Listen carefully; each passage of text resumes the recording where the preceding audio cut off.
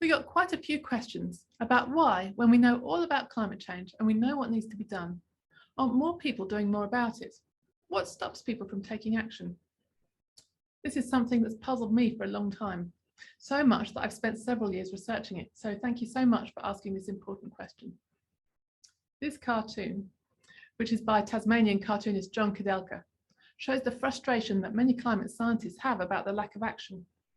Scientists have been warning people for years and years. You can see this guy getting older and older and more haggard. And 30 years later, he's tapping on the mic and saying, "Is this thing on?" Part of the reason that people don't act is that climate change is just not on their radar. People have busy lives, and a lot of people have many other immediate problems, which to them are more pressing than climate change. They might need to work long hours to be able to afford food for their family or a place to live, for example.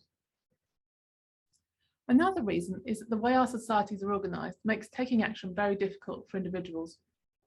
For example, I'd love to ride a bike, or maybe an e-bike, to work, but I don't feel safe riding on the road between my house and work because there's no bike lane. So I drive my car, and I can't afford an electric one yet.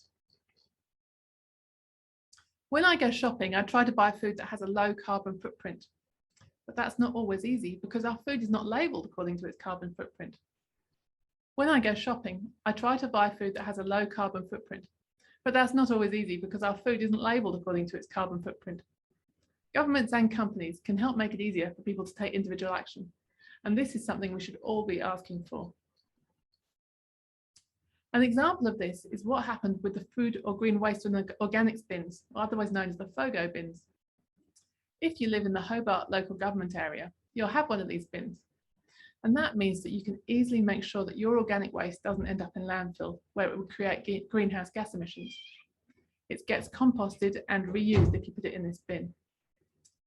But if you live in a place that doesn't have this kind of bin, it's much harder to avoid your organic waste ending up in landfill. A third part of the reason is that some people don't realise the importance of taking action on climate change. This is changing more and more as people talk about it. And as young people like you have conversations with your families about why you care about climate change.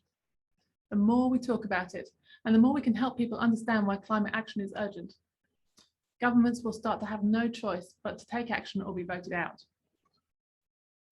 A fourth thing is that there are people and organisations with vested interests in not acting on climate change. These groups get money and power from fossil fuels or from other industries associated with them. And politically, these groups are very powerful. Unfortunately, because Australia has a lot of fossil fuels, we also have a lot of groups with vested interests in not acting on climate change. And this has slowed down the pace of climate action in Australia. Luckily, things are changing, and there's a lot of pressure on governments to make climate action a #1 priority. Some of this pressure comes from other countries. Some of it comes from scientists working on climate change. And some of it comes from young people like you.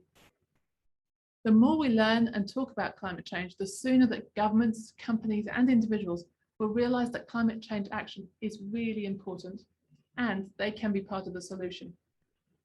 Thank you so much, Barnes School Grade 4-5 Climate Girls Action Group and the Margate Primary Grade 5 Polar Bears, and also Action Pact and Socrates Cafe for asking these really important questions.